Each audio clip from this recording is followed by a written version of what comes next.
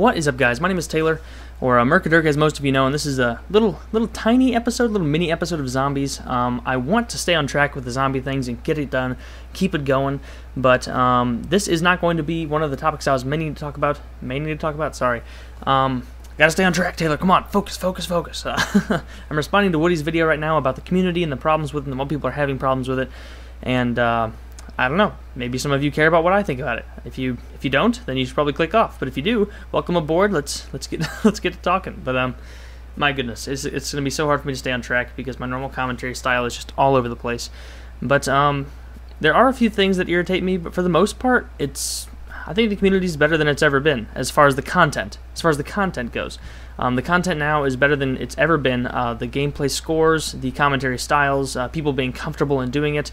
And that's not because the people doing it now are better than the people doing it in the beginning. It's because we've all kind of adapted. We've learned. We've adjusted our styles. We've figured out. You've all got a little niche in the community, and we all have our little audience.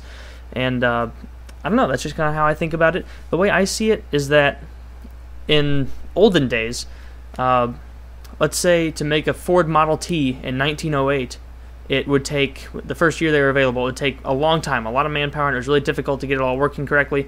And even then, the final product was a piece of crap car that couldn't work very well because it was one of the first cars ever made, and so it was difficult.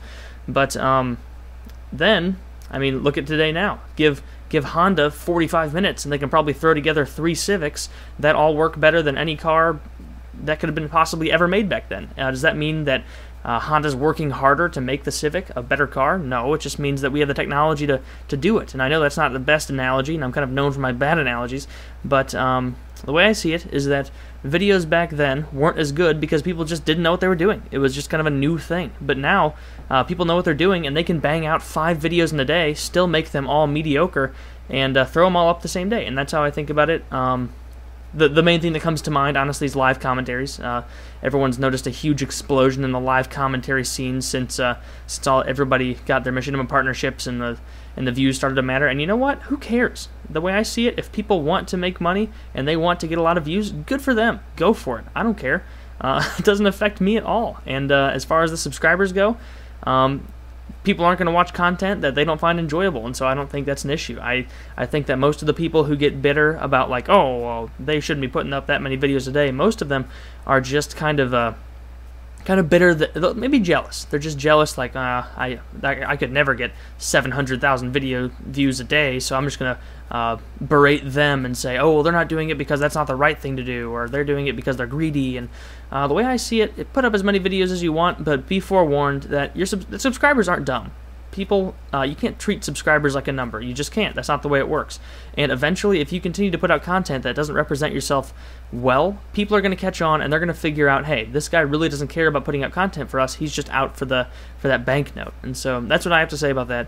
One more thing about the community that I was talking. Man, I'm so proud of myself. I'm sticking on track, even though my car metaphor was just goofy and weird. But anyway, I also want to talk about shout-outs and networking versus being proud in your work, and I've heard both sides of this. I've heard a lot of people say, I was talking to Only Use Me Blade about it, and he said that he thinks the most important thing is to be proud in your work, and that's 100% true. If you put out work on this YouTube thing that we do that you're proud of, it's going to work out much better than if you're like, that live commentary's okay, I might as well throw it up. Who cares?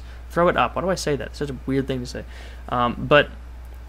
Yeah, that's true. It's really important to be proud of what you do, and it's important to put everything you have into your work. On the same token, though, this isn't 2008. This isn't when this kind of got started, 2008, 2007, whenever it was. This isn't when it really got started, which means that there are a ton of people doing this right now, and people who started long ago kind of like hold it above your head and say, I didn't get a single shout-out. Well, of course, like, think about this. Like, Coca-Cola, back in the day, when they made their soft drink, there wasn't that much of a competition. They were a huge monopoly, and they got off to a good start because, you know what, there wasn't another person out there who had something just like it. Think of trying to start a beverage company right now. Trying to start another dark, generic soda. You just couldn't do it. There's too much stuff out there, it's a saturated market. People who are starting this now have it 10 times harder than people who started it 6 months ago, and probably 100 times harder than people who started it a year, 2 years ago, and that's my opinion on it. I don't think it's fair to just say, oh, just do your thing, and eventually people will watch, because you know what? That's not true. That is not true. I know plenty of people. I even watch videos from a few people who have probably over 100 videos up, and they've got maybe 80, 90 subscribers. And it's not true that not everybody's going to get noticed. If everybody were going to get noticed, the world would be perfect. And that's just not how it is. Unfortunately, no matter how hard some people work, they are not going to get noticed, and they are not going to get their chance. And that's just the sad truth, and it really sucks. And that's why I think that networking and kind of figuring this stuff out is pretty important to it. Of course, it's not the end-all be-all, because at the end of the day, subscriber counts don't really matter. And if you're putting subscriber counts as the most important thing in this entire game, then you need to reevaluate yourself. But it's understandable. People like to have people watching their videos. It's kind of silly to put up a video that you had a lot of work into and realize, hey, 3 days have gone by and this has 17 views, because that kind of makes you feel like, well, this is silly. I'm not getting anything from it. People aren't enjoying it. It's silly. But it's the sad truth. It really is. That just putting out good content isn't enough to get noticed. There are tons of people out there who put out fantastic content and will never be noticed, which is why I think it's important for big commentators. And I'm not even saying I'm a big commentator. In our community nowadays, I got 52, 53,000 subscribers. That's not a big epic powerhouse like it used to be. Just the nature of the beast. But I think it's important for people with sizable channels to give people a shot, give them a chance. Maybe have a I don't know. I know what I do is I do a dual commentary with a subscriber with their own channel who's having trouble getting started. I do that every 10,000 subs. Am I the Mother Teresa of the community because of this? No, and I don't. It doesn't help me. I don't care. But I really think that it'd be helpful if people did more stuff like this. And so much for this being a mini episode of Zombies. I completely just talked all the way through to round 11. But stay tuned for the next one. As always, I just did hit 50,000 subs. So if you are interested in doing that dual commentary with me, head on back to my channel and leave a comment as to why you think you deserve it. Well, hope you guys enjoyed.